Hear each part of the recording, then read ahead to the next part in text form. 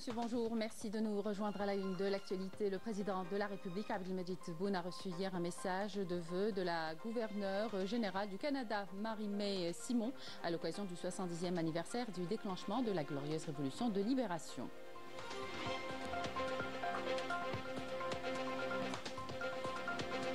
La France rattrapée par ses démons coloniaux, c'est la une du journal Le Soir d'Algérie de ce 5 novembre. L'article revient sur son élan colonial et celui de Mohamed VI qui s'attribue le territoire d'un peuple de manière illégale et immorale. Nouvelle escalade des forces d'occupation marocaines dans les territoires sahraouis. 2 Norvégiennes expulsées d'El Ayoun, occupées par les autorités marocaines. Elles tentaient de s'enquérir des projets controversés de l'occupation marocaine en cours de développement dans les territoires sahraouis occupés pour l'exploitation des énergies renouvelables.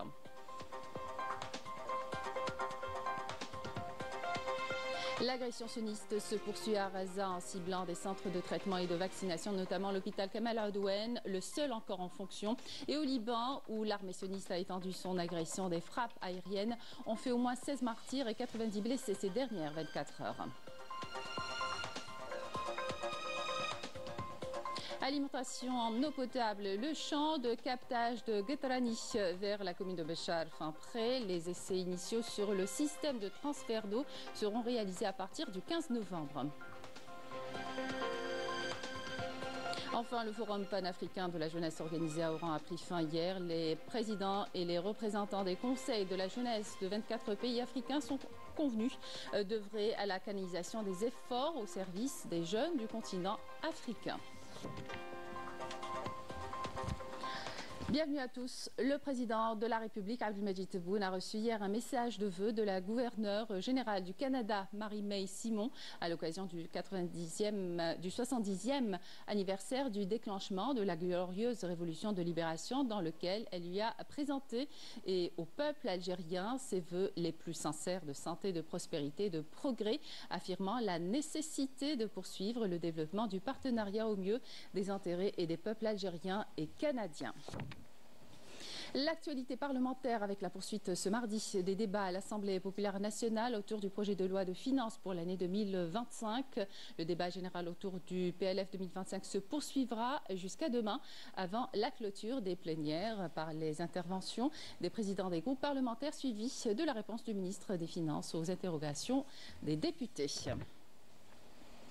Lors d'une séance plénière présidée hier par le président de l'APN, Brahim Bourali, le ministre des Finances a détaillé le contenu du document devant les députés. Ces derniers continueront d'examiner et débattre autour de la loi du budget jusqu'à demain. Ils ont toutefois salué la préservation de l'aspect social et les mesures soutenant le pouvoir d'achat du citoyen. Couverture Amel Borba. Présenté aujourd'hui à l'APN pour débat, le projet de loi de finances 2025 comporte plusieurs points forts qui ont été salués par les députés de l'APN.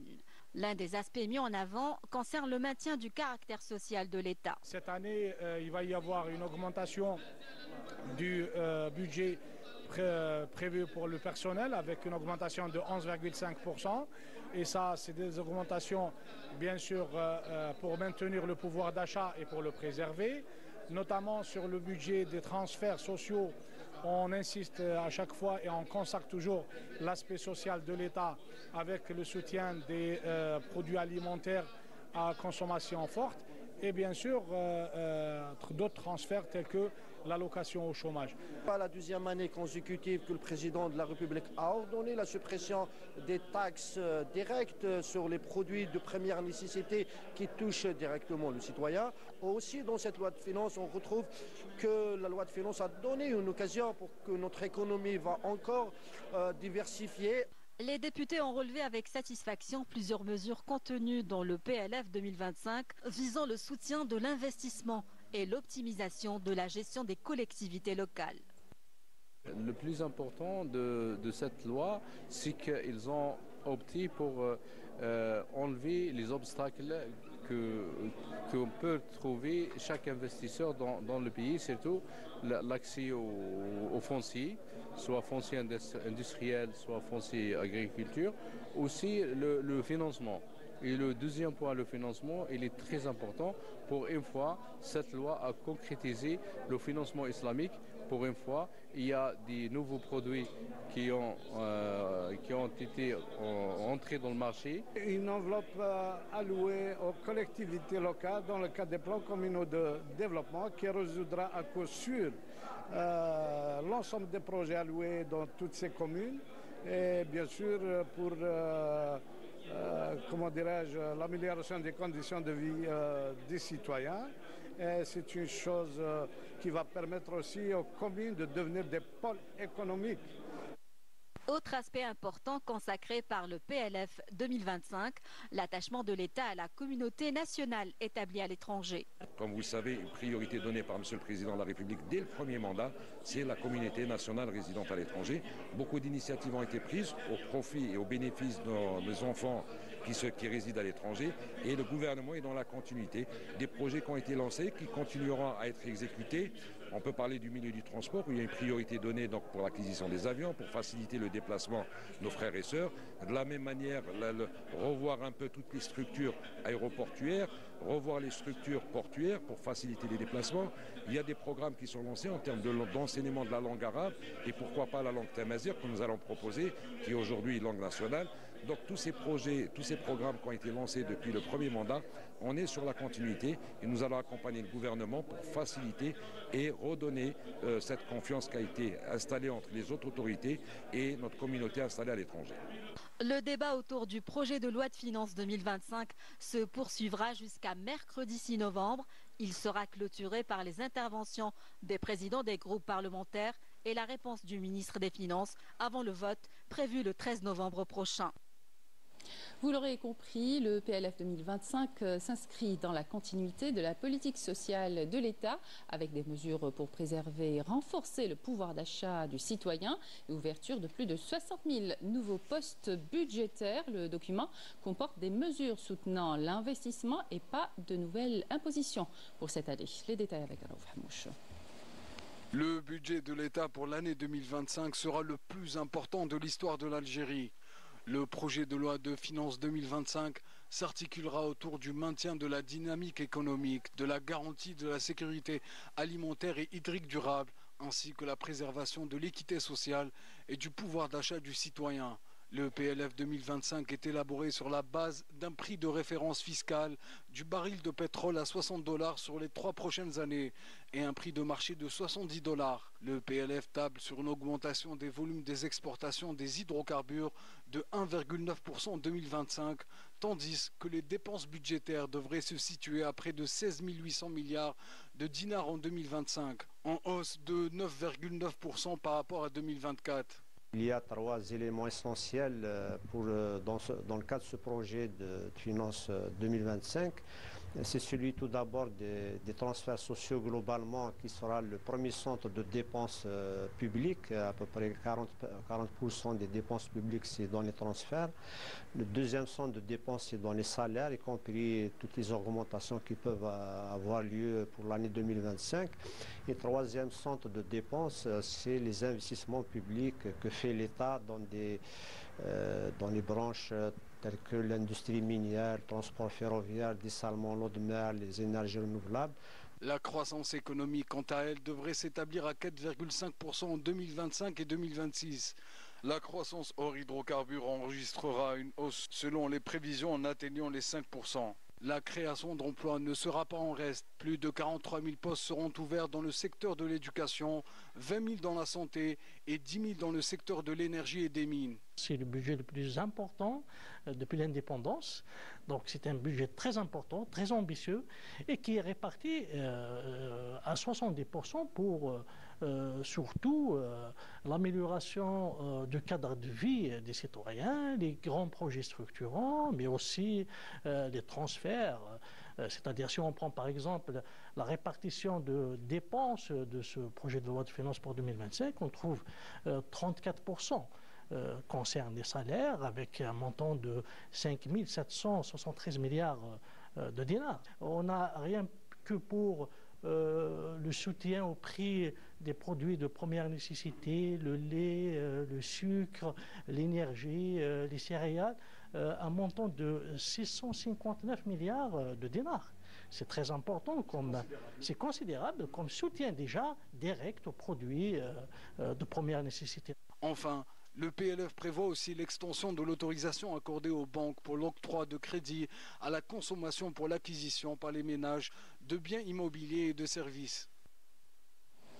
La France rattrapée par ses démons coloniaux, c'est la une du journal Le Soir d'Algérie de ce 5 novembre. L'article revient sur son élan colonial et celui de Mohamed VI qui s'attribue le territoire d'un peuple de manière immorale et illégale en faisant fi de toutes les résolutions de l'ONU et en s'attaquant au Conseil de sécurité dont la France est l'un de ses membres permanents ainsi qu'à la justice européenne. Les deux colonisateurs, lit-on dans l'article, font revivre le régime colonial du 19e siècle avec toutes ses atrocités et ses injustices. L'article précise que tout le monde savait que la France a toujours soutenu la colonisation du Sahara occidental par le Maroc depuis 1975, une démonstration immorale de la France qui est devenue depuis 2017 un pays ingérable accusant des échecs sur le plan économique, politique et diplomatique. La répression de l'occupant marocain a franchi un nouveau cap dans les territoires sahraouis avec l'expulsion forcée de 2 militantes norvégiennes de l'Ayoun, venues plutôt s'enquérir des projets controversés de l'occupation marocaine pour l'exploitation illégale des énergies renouvelables dans les territoires sahraouis occupés. Amel Borba. C'est une escalade dangereuse et hystérique des forces d'occupation marocaines dans les territoires sahraouis. Les forces du Marzen ont procédé à l'expulsion forcée de 2 militantes norvégiennes, membres du Conseil central de la jeunesse socialiste norvégienne. Les 2 jeunes femmes tentaient de s'enquérir des projets controversés de l'occupation marocaine en cours de développement dans les territoires sahraouis occupés pour l'exploitation illégale des énergies renouvelables. 25 policiers marocains ont arrêté ces militantes alors qu'elles se trouvaient dans la maison d'un militant sahraoui. Ils ont procédé à la confiscation de leurs passeports et ont fouillé leurs affaires personnelles, les obligeant illico presto à quitter les territoires sahraouis. Harcelées, réprimées, les 2 militantes norvégiennes n'ont eu que 10 minutes pour rassembler leurs affaires avant d'être expulsées de la ville d'El Ayoun occupée. Cet incident illustre la stratégie systématique du Maroc visant à empêcher toute surveillance de la situation des droits de l'homme dans les territoires sahraouis, notamment en interdisant à plusieurs délégations des Nations Unies de se rendre au Sahara occidental.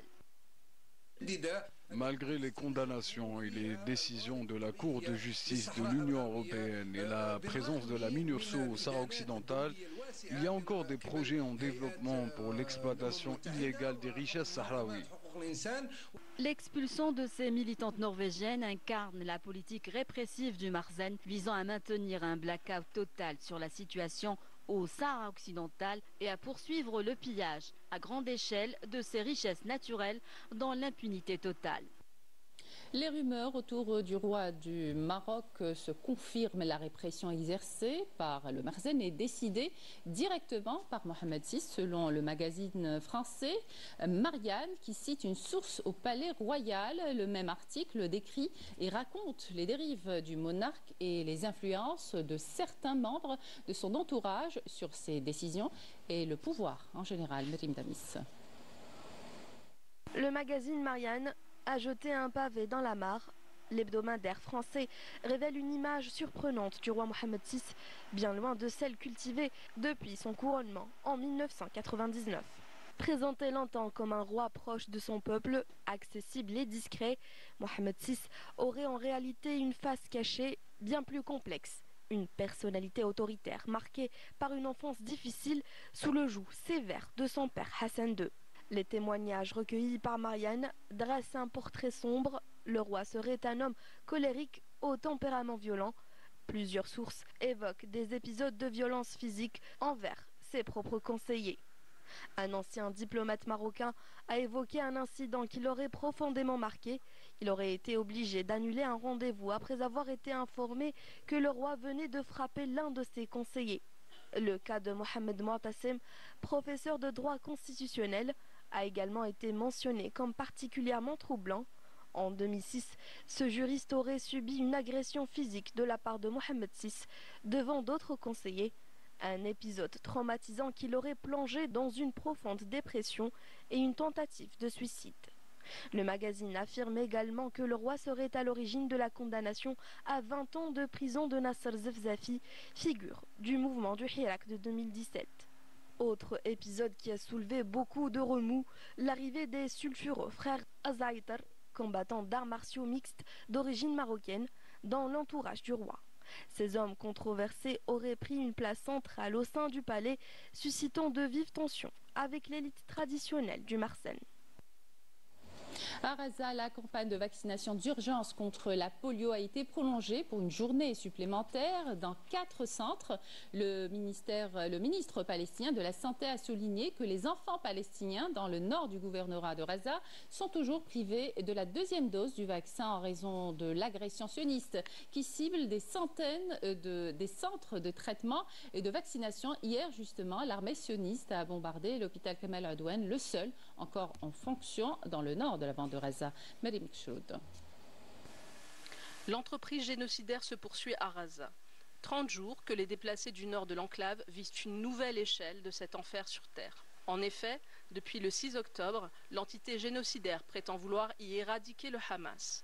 Ce sont pourtant bien les civils qui sont visés. Hier, les sionistes ont bombardé et détruit l'hôpital Kamal Adwan, dernier établissement de santé de cette ampleur encore en fonction dans le nord dévasté. Les forces de résistance signalent que de nombreux blessés sont à déplorer parmi le personnel médical comme chez les patients. Depuis le lancement de l'opération Déluge d'Al-Aqsa le 7 octobre 2023, l'entité sioniste n'a eu de cesse de viser et détruire les infrastructures de santé, d'éducation et humanitaire razaoui, tout en déclarant vouloir éliminer les forces de résistance. Une duplicité qui ne laisse plus aucun doute à mesure que le massacre se prolonge. Sur le dernier mois, près de 1500 Palestiniens de Raza ont été martyrisés.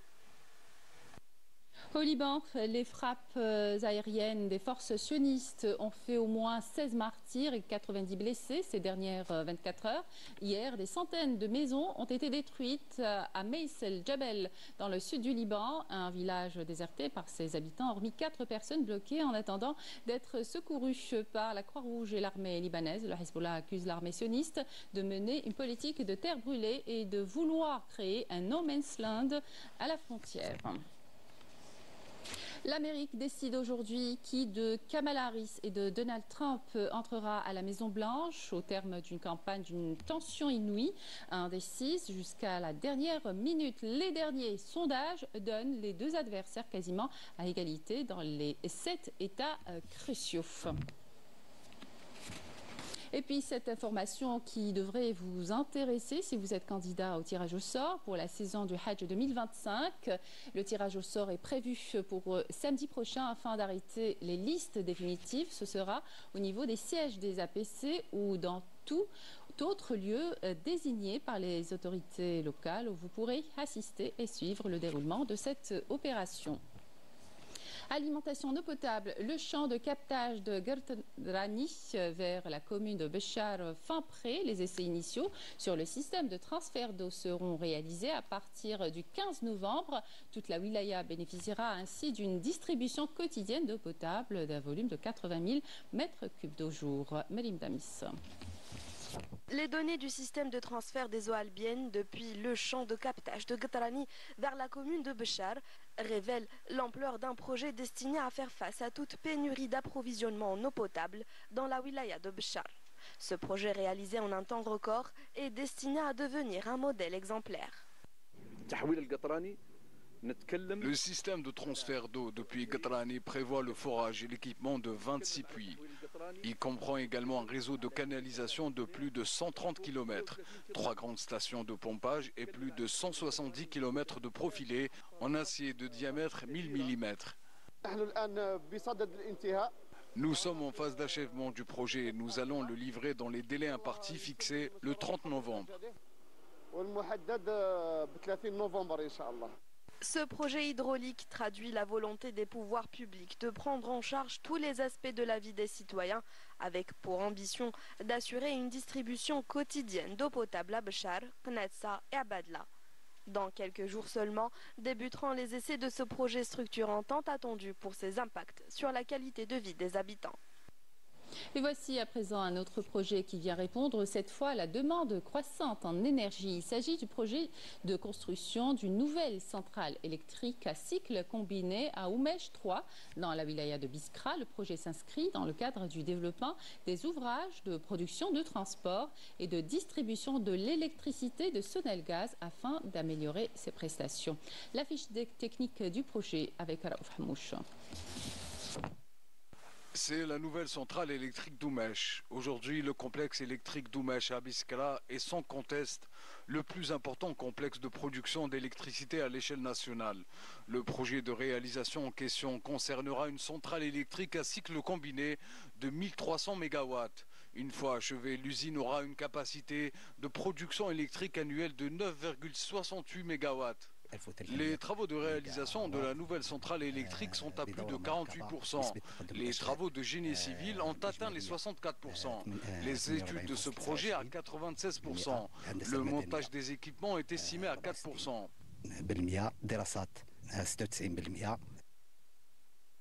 Réalisée par des compétences 100% algériennes, la structure vise à renforcer les moyens de production de l'énergie électrique dans la wilaya et par conséquent satisfaire la demande locale. Lorsque le projet de la centrale électrique Oumesh 3 sera achevé, Biskra produira près de 3000 MW. S'étalant sur une superficie totale de 30 hectares, le complexe est doté des dernières technologies en matière de production électrique, mais aussi d'un système de contrôle de dernière génération. Le Forum panafricain de la jeunesse organisé à Oran a pris fin hier. Lors de ce forum, 3 thèmes principaux ont été abordés, à savoir la définition de la culture diplomatique, la spécificité de l'Afrique dans la diplomatie des jeunes et l'analyse de l'éducation en Afrique au XXIe siècle. Le compte-rendu de ces 4 jours de consultation avec Yassine Hamdi. Le Forum panafricain de la jeunesse s'est clôturé sur une note unique qui a marqué les esprits des participants de cette 4e édition. Cet événement à l'importance cruciale a su comment traduire les attentes des jeunes du continent qui furent particulièrement éblouis par l'expérience de l'Algérie. Et on a assisté à des sessions de la santé, d'éducation, d'engagement des jeunes africains. Donc on a assisté à des thématiques concrètes pour la jeunesse africaine. Oui, ça m'a vraiment aidé. On va vraiment retourner au pays avec ces thématiques aussi. On va bien s'engager et on vous remercie beaucoup pour ces sessions. On travaille pour enchaîner, on travaille pour faire une intégration réelle, on va dire. Et c'est ça en fait l'objectif de l'agenda 2063 de l'Union africaine, c'est pour une Afrique prospère, unifiée et pacifique. Dans le but de renforcer l'échange d'expériences et d'expertise entre les pays, plusieurs thèmes importants ont été abordés, particulièrement l'enseignement et l'éducation. Au bilan, la signature de la convention 1 Million Lex Level qui vise à créer des opportunités de travail et de formation pour les jeunes du continent, ainsi que l'approbation de la prochaine stratégie africaine pour l'éducation. Le développement de l'Afrique ne peut venir que par l'éducation de sa jeunesse. Et c'est pourquoi ce thème est l'un des thèmes les plus importants qui a été développé au cours du forum. Cette 4e édition a pris fin, certes, mais les jeunes du continent africain se sont déjà donné rendez-vous pour le prochain forum avec la ferme volonté de concrétiser les promesses de cette année.